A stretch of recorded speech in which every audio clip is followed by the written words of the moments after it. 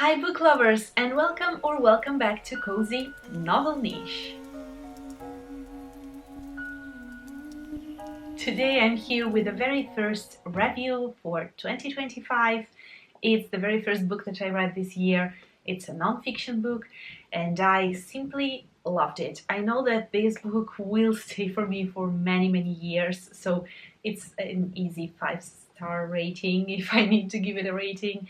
And this is a book that I will for sure reread in the future because I think that I may gain something different from it each and every time that I will reread it.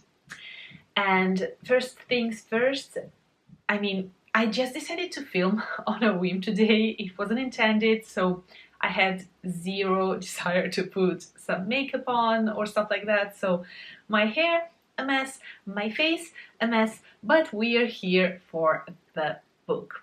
So who cares how I look actually? And the book in question is Wintering, The Power of Rest and Retreat in Difficult Times by Katherine May. And this is a tiny non-fiction book.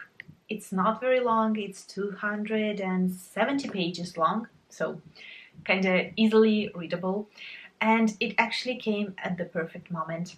Of course, being called Wintering, I wanted to read it in winter. The color scheme was perfect for winter. Everything was just screaming winter to me, and I'm a seasonal mood reader, so of course, I had to. I simply had to. And plus, it really arrived at the right time in my life. So the premise of the book is in the title and the subtitle. Katherine May has published this book in 2020, and this is a book that goes through some months of her life. She starts this book in September and it ends in March, I believe, or April. I'm not sure, maybe March. Yeah, in March. And you go through her life, and it's really a mixture of her life, what was happening in her life at the moment, and some broader reflections on winter and this idea of wintering. And we're getting there. Just bear with me for 1 second. So it's a mix of personal plus nonfiction, which is something that may work for you or not. It really depends. For me, I discovered that it's a 50-50. In some books, I find it annoying and a little bit distracting. In others, I enjoy it. This is the case when I mostly enjoyed it.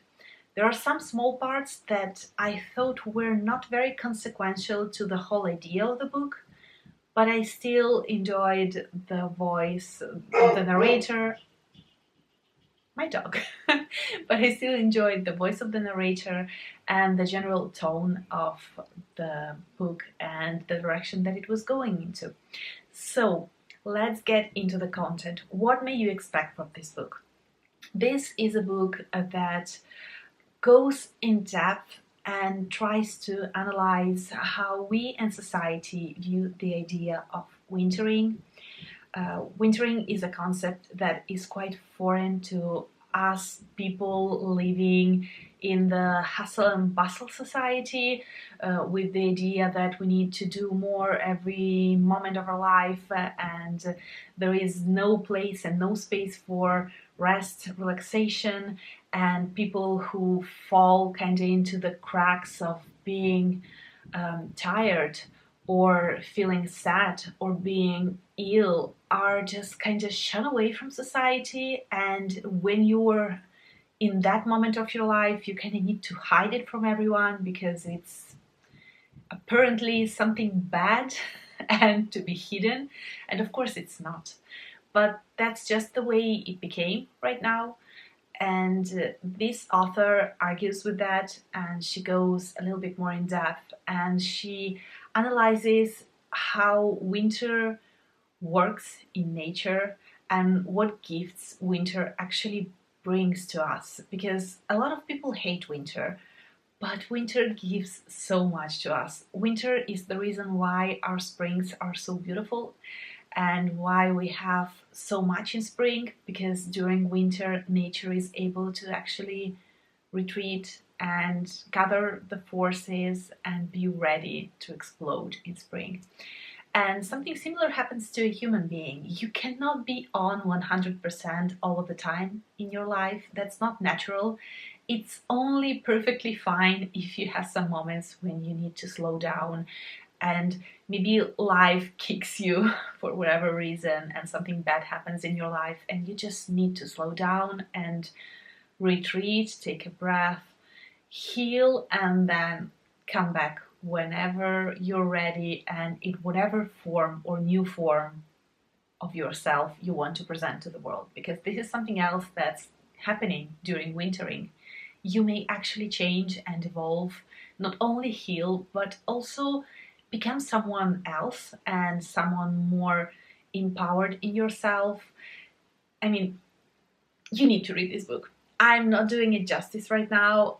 Just to give you an idea of how much I enjoyed it, I will show to you all the blue parts are the parts that I underlined because there was something that I wanted to gain from it.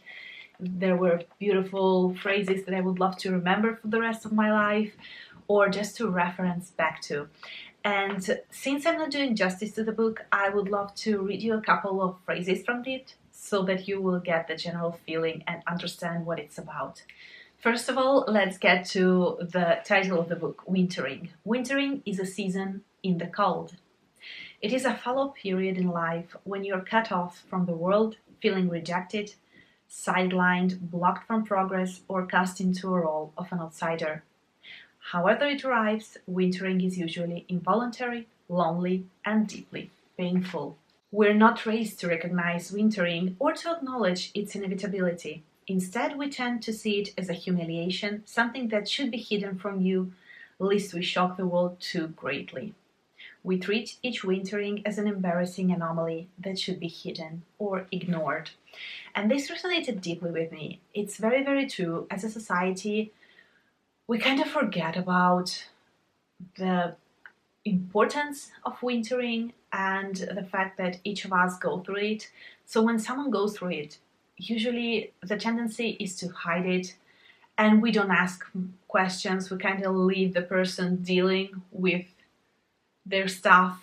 And then when they come back and we're happy to embrace them. But we tend to kind of leave too much space probably because it's uncomfortable and it brings up some deep conversations and unsettling moments, and it's just something that we're not used to deal with anymore. Not all of us. I mean, and Katherine May actually tells it through her book that there are some populations around the world that because of their geographical position, they have a deep relationship with winter. Of course, all the northern countries, for example, where winter is a very dominant presence in their life. They get ready for winter. They know what to expect from it. They honor it, respect it, and have developed a lot of different ways to overcome winter, to stay in the wintering mood and in the winter months. And it's very interesting to analyze how we have lost such an easy ability, which is to simply be in tune with nature and go with the seasons. It's something that's really fascinating yet a little bit upsetting, the fact that we lost such a core part of ourselves, as if we're not a part of nature anymore and we're above it somehow. But let's get back to the book. Wintering brings about some of the most profound and insightful moments of human experience, and wisdom resides in those who have wintered. We may never choose to winter, but we can choose how. And this again is something that is very clear in this book. You usually don't choose to winter, it happens to you in our society. You're very fortunate if you're able to choose to winter, but usually it just kicks you and you just need to deal with it. But you may decide how to deal with it, and this book gives you a couple of ideas of how to go through that kind of period and to give yourself a little bit more grace and be a little bit more thoughtful about your needs and your core necessities. Winter is a time of withdrawing from the world, maximizing scant resources, carrying out acts of brutal efficiency, and vanishing from sight. But that's where the transformation occurs. Winter is not the death of life cycle, but its crucible. Once we stop wishing it were summer, winter can be a glorious season when the world takes on a sparse beauty and even the pavements sparkle. It is a time for reflection and recuperation, for slow replenishment, for putting your house in order. Doing those deeply unfashionable things, slowing down, letting your spare time expand, getting enough sleep, resting, are radical acts this day, but they are essential. A moment when you need to shed the skin. If you do, you'll expose all those painful nerve endings and feel so raw that you'll need to take care of yourself for a while. If you don't, then that old skin will harden around you. It's one of the most important choices you'll ever make. And I may sit here and read to you pretty much the whole book because I have so many underlined parts and it goes in so many different directions. I mean, it goes a little bit, it dips into spirituality, it dips into your hobbies, it dips into your interpersonal relationships. And it could really, again, be a hit or miss for you. It really depends on if you love the narrating voice and the style of the book. For me, it worked. It resonated with me deeply. I read it in a moment when I was, and I am still dealing with some aspects of my life that make me feel like it's a long-lasting winter. And so I really felt seen, and it gave me some ideas, and it also gave me a bit more hope for the upcoming spring at this point. And I cannot really recommend this book too much, I believe. I mean, of course, if you're in a very dark place right now mentally, maybe I would not suggest it to you, just because at the beginning the author goes through some things, and of course the feelings that she's picturing and describing here are difficult and harsh, and if you're already feeling not very greatly, maybe it can drag you down a little bit, so just be aware of it. Otherwise, I would definitely suggest to read this book maybe in November, December, January, even February, or whenever you want, because wintering is a concept that deals not only with winter. Of course, winter is a great representation for that moment of our life, but you may read this book whenever you want. But we're still in winter, so we have a whole month ahead of us, and you may definitely read it, and I think that you can gain some inspiration or some insight from this book. And I think that for sure I will read something else written by this author, because I definitely enjoyed her writing style.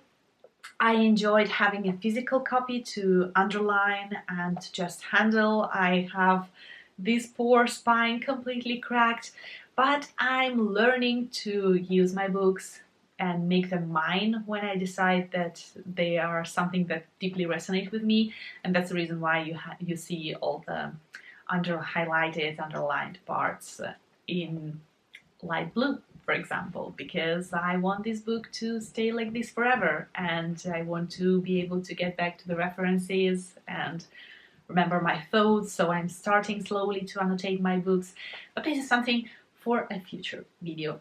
Right now, just know that for me this was a solid 5-star read.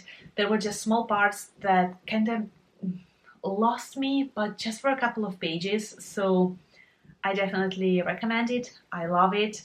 It was a perfect read at a perfect moment, and I think that I will reread it in the future, absolutely in the future years, because you definitely can gain something different from each phase of your life from books like that, because each time it's different and you change with the ages and so the ages with the years, and so that's a great investment. When a book can stay with you for your whole life, I mean, I would not want anything more from a book.